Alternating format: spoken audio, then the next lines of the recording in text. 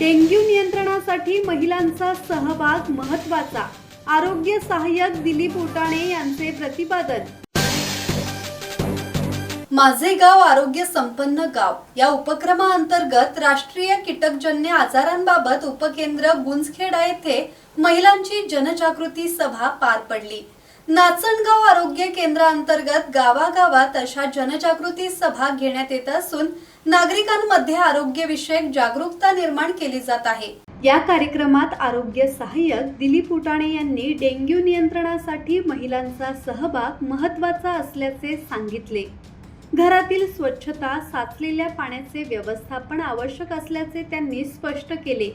Aedes aegypti डासामुळे होणारा dengue पावसाळ्यात वाढतो। कूलर, टाक्या, भांडी स्वच्छ ठेवणे, पाणी साचून न देणे, मच्छरदाणी वापरणे आणि ताप आल्यास डॉक्टरांचा सल्ला घेण्याचे आवाहन उटाणे यांनी केले। योगेश कांबळे, संवाद मराठी लाईव्ह, वर्धा।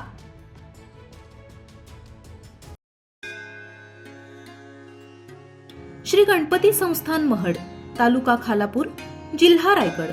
श्री वरद विनायकाच्या भक्तांसाठी भक्त निवासाची सोय, स्वच्छता आणि 24 तास गरम पाणी, सीसीटीव्हीची नजर।